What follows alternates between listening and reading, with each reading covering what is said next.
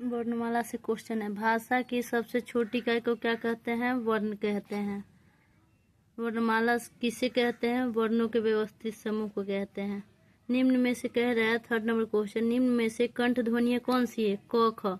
बताए थे ना, पढ़ाते वक्त वीडियो में अपलोड किए हैं कि क से लेके क वर्ग को कंठ ध्वनियाँ आएगा। क वर्ग जो भी होगा कंठ से उसका उच्चारण स्थान होगा। तो इसमें से क ख क्या होगा? कंठ ध्वनियाँ होगा। य र नहीं होगा, च ज नहीं होगा, ट र नहीं होगा। क्वेश्चन नंबर 4, स्थान के आधार पर बताइए कि मूर्धन्य व्यंजन कौन से हैं? इसमें ग घ तो होगा नहीं, ग घ तो कंठ में आएगा। ज झ होगा नहीं, ये तालु में आएगा। ड ढ, ड ढ ट ठ ड ढ का है, इसलिए ये मूर्धन्य व्यंजन होगा। निम्न में से अल्प प्राण वर्ण कौन है? अल्प प्राण के बारे में क्या बताए थे कि हर वर्ग का पहला और तीसरा पांचवा अल्प प्राण होगा। पहला, तीसरा, पांचवा अल्प प्राण होगा। तो छ तो तीसरा है नहीं, ना झ है, वो तो दूसरा चौथा है। Option number B. Option number B में कह रहा है, क्वेश्चन नंबर 5 का ऑप्शन नंबर बी, इसमें है क ग, यानी हर वर्ग का जितने भी क वर्ग हो, च वर्ग हो, ट वर्ग है, त वर्ग है, प वर्ग, उसका तीसरा और पहला व्यंजन और तीसरा व्यंजन, पहला तीसरा जो होगा वो पहला, तीसरा, पांचवा तीनों क्या होता है? अल्पप्राण होता है। तो ऑप्शन नंबर बी में हमको पहला और तीसरा तो दिख रहा है, ये अल्पप्राण हो जाएगा। क्वेश्चन नंबर 6 कह रहा है, निम्न में से नासिकीय व्यंजन कौन सा है? हर वर्ग का अंतिम वर्ण जो होगा वो नासिकीय होगा।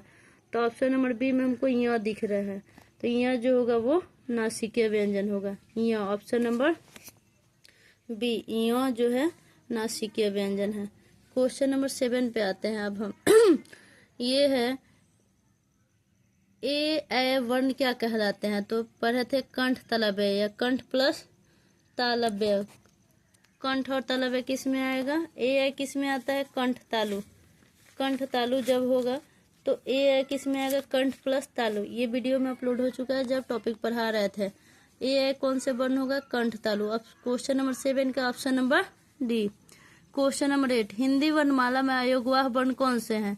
अयोगवाह किसको बोलते हैं? अनुस्वार और विसर्ग को अयोगवाह बोलते हैं, क्योंकि ये जो है अनुस्वार किसको बोलते हैं?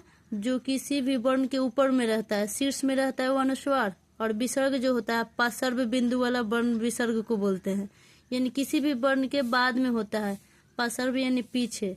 तो 2 गो बिंदु लगा रहता है उसको विसर्ग बोलते हैं। किसी भी वर्ण के ठीक ऊपर लगा रहता है, एक बिंदु दिया रहता है, एक डॉट जो रहता है, उसको हम अनुस्वार बोलते हैं।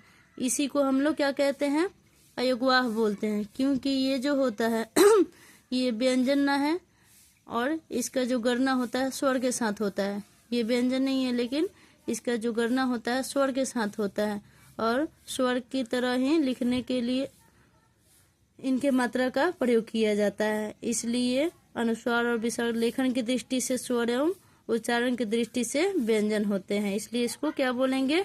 क्वेश्चन नंबर 8 में है 8 नंबर में है हमारा कि अयोगवाह वर्ण। तो option number D, option number D ये पूछा गया है 2014 में रेलवे के एग्जाम में। ऑप्शन नंबर डी, अंग और अ को अयोगवाह कहते हैं। क्वेश्चन नंबर 9 पे आते हैं। इसमें है, निम्न में बताइए कि किस शब्द के द्वित्व व्यंजन है? द्वित्व का मतलब होता है कि उसमें 2 व्यंजन एक साथ लगा हो। तो पुनः में नहीं है, ऑप्शन नंबर ए में नहीं है, बी में इलाहाबाद है, इसमें भी नहीं। Option number C, Delhi. तो दी ल संयुक्त, ल में बड़ी की मात्रा लगा है, तो ल 2 है, इसलिए द्वित्व। द्वित्व यानी 2, तो 2 व्यंजन एक साथ किस में? ऑप्शन नंबर सी, दिल्ली में है, इसलिए हमारा राइट आंसर होगा ऑप्शन नंबर सी।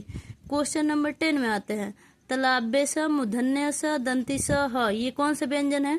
वीडियो में बताया था मैंने कि ये आएगा हमारा कौन सा व्यंजन? ऊष्म या संघर्षी व्यंजन। व्यंजन का टाइप था ना, स्पर्श व्यंजन, अंतस्थ व्यंजन और ऊष्म या संघर्षी व्यंजन। तो स्पर्श व्यंजन क से म तक को बोला जाता है, य र ल व को अंतस्थ व्यंजन, तालव्य स, मूर्धन्य स, दंती स, ह, इसको बोलते हैं हम ऊष्म या संघर्षी। ऑप्शन में ऊष्म भी दे सकता है, ऊष्म व्यंजन का है तो तालव्य स, मूर्धन्य स, दंती स, ह होगा। या संघर्षी व्यंजन पूछे तो यही होगा, तालव्य स, मूर्धन्य स, दंती स, ह, यानी ऑप्शन नंबर सी सही होगा क्वेश्चन नंबर डी का। ये भी पूछा गया क्वेश्चन है रेलवे में, 1997 में पूछा गया है। ये रहा निम्नांकित में से क्वेश्चन नंबर 11। निम्नांकित में से बताइए कि नवीन विकसित ध्वनियाँ कौन सी है? नवीन विकसित ध्वनियाँ दो वर्ड हमने पहले पढ़ा था कि जो विकसित ध्वनियां हैं, ड, बड़ा ड, जिसको हम लोग जैसे गुड़िया लिखते हैं तो उसमें ड के नीचे बिंदु देते हैं। ऐसे तो ड से डमरू में नहीं होता है, लेकिन हम जब गुड़िया लिखते हैं तो उसमें हम बड़ा वाला ड का यूज करते हैं। उसमें डॉट रहता है, ड के नीचे एक बिंदु रहती है, जिसको हम र प्रोनाउंसिएशन करते हैं। शब्द जब में उस वर्ण का यूज शब्द में होता है तो उसको र पढ़ा जाता है। तो ड और बड़ी ढ को हिंदी का विकसित व्यंजन कहा जाता है। तो क्वेश्चन नंबर 11 कह रहा है कि निम्नांकित में से बताइए कि नवीन यानी नया विकसित ध्वनियां कौन सी है। इसका मतलब कि ये पहले नहीं था, लेकिन अभी वो नवीन नया विकसित होके आया है। तो हमारा ऑप्शन नंबर ए होगा। ख और ग दोनों के नीचे नुक्ता लगा हुआ है। ये ध्यान देना है कि option number A, B, C, D में किसी के नीचे नुक्ता नहीं है। कोई भी नया ऐसा विकसित होके नहीं आया, जो है वो ही है। लेकिन ख और ग ऑप्शन नंबर ए है क्वेश्चन नंबर 11 का, इसके नीचे नुक्ता लगा हुआ है। ध्यान से देखने वाली बात है कि ख के नीचे नुक्ता है और ग में भी नुक्ता है। इस प्रकार ये क्वेश्चन नंबर 11 का आंसर ए नंबर हो जाएगा। अब है क्वेश्चन नंबर 12, निम्न में से कौन सा घोष वर्ण है। तो ऑप्शन नंबर ए है ख, ऑप्शन नंबर बी है च, ऑप्शन नंबर सी है म, ऑप्शन नंबर डी है ठ। घोष किसको बोलते हैं? म को। म कौन सा वर्ण है? घोष है। सघोष वर्ण पढ़े थे ना, सघोष। तो हर वर्ग का सघोष में क्या था कि हर वर्ग का तीसरा, चौथा और पांचवा जो वर्ण होगा वो सघोष वर्ण होगा। घोष किसको बोला गया है यहाँ पे क्वेश्चन नंबर 12 में?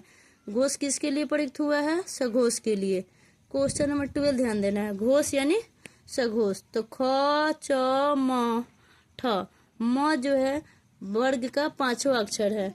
तो कहा जाता है कि सघोष वर्ण वो होता है जो क्या होता है, हर वर्ग का किसी भी वर्ग का, क वर्ग ले लेते हैं, च वर्ग, ट वर्ग, त वर्ग, प वर्ग, इसका तीसरा, चौथा, पांचवा वर्ण जो भी होगा वो सघोष होगा या घोष होगा। सघोष या घोष किसको बोलते हैं?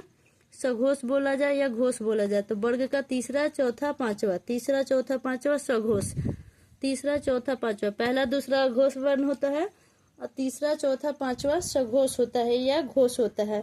इसमें म पांचवा वर्ण है, जिस वजह से option number C question number 12 का सही हुआ।